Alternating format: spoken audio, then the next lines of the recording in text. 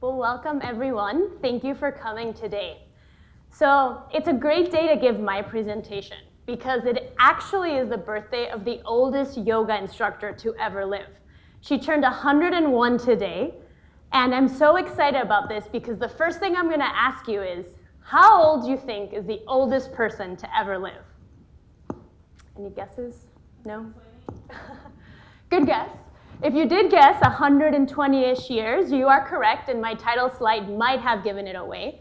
But to be exact, it's 122 and 164 days, because at that age, every single day counts.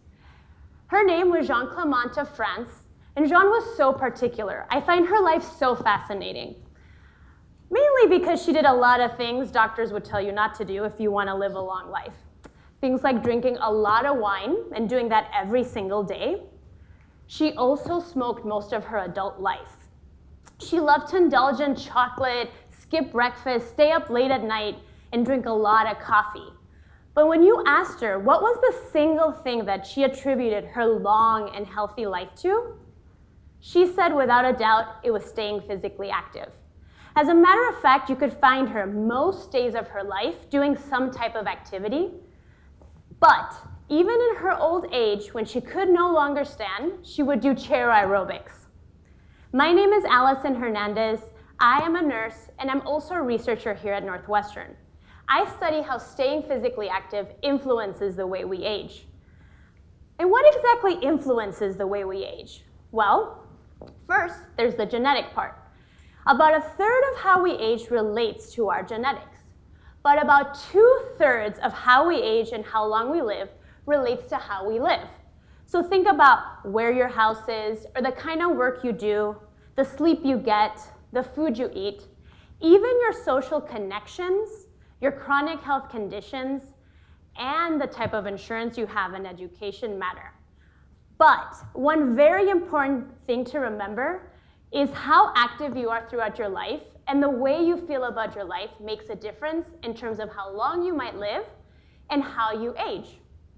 And staying physically active matters because we have an aging demographic. So every day 10,000 Americans turn 65, and soon we're gonna have more older adults than babies being born. That's a big strain on our healthcare system.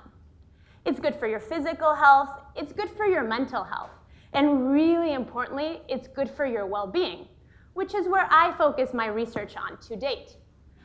Well-being is a subjective experience of happiness, of joy, satisfaction with life. It's the thing that gives your life purpose and meaning. And it's very important to study well-being because research has shown that the way you feel about your life dictates or can predict your physical health and consequently the way you choose to live. So maybe at this point you're asking yourself, well, I want to have more well-being. And in my case, I ask myself, how can we promote well-being as we get older? Well, one way might be to promote physical activity. And that is because as we get older and our ability to stay physically active changes, it directly relates to our well-being. And then it affects our health. So it creates this sort of feedback loop between these elements. And I believe as a researcher that promoting physical activity can be a gateway to live a long, healthier life and also experience more well-being. And the way we think this works very much depends on the activity and also the dose. So think whether you like to swim or dance, maybe you like to pump iron at the gym, maybe you prefer to take leisure walks with your dog in the park, you like to garden, whatever it is. But then combine that with the dose. So are you doing it for a long time or short time? Are you doing it with other people or by yourself? How intensely are you doing it? That gives rise to changes in our ability to succeed at certain tasks every day. So the more you perpetuate this cycle, the more successful you feel at life every single day. And that gives rise to higher levels of well-being. So the question remains, what is that exact prescription? What is the dose we need to most effectively improve well-being as we get older? So national guidelines suggest that all adults should get 150 minutes of moderate to vigorous activity every single week. This is something that breaks a sweat or gets your heart rate up. But when it comes to well-being, smaller strides might equal huge gains.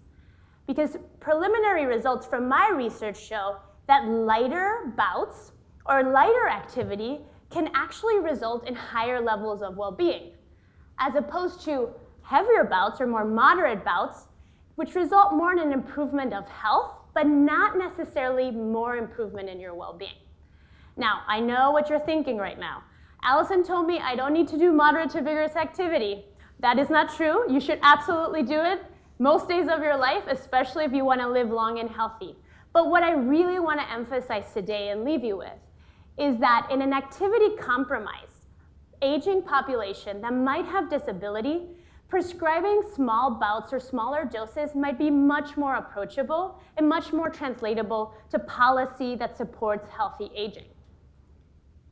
So many things influence the way we age, but ultimately, the things that give our life most value is what makes our life worth living and also dictates what healthy aging is. And I'm a strong believer that physical activity is a gateway for that. So whether it be spending time with friends or family, or doing your hobbies or traveling, or simply taking care of yourself, staying active might be a way to do those things for as long as you want. So she is the sort of fascination of my research. I derive a lot of questions from Jean, but the true inspiration behind why I do what I do is much more personal. Because I too want to dance like my father did with me at my wedding, or my children's wedding, I should say, when I'm 71. He has a lot of energy. I want to travel the world, north to south, east to west, just like my mom has into her 70s, and this is her in South Africa. And I would love to go to my grandchildren's wedding when I'm 91 with a glass of champagne in my hand, just like my grandmother did with me. So today, I just want to leave you with one question. What is it that you value most? And what is it that keeps you moving? Thank you very much.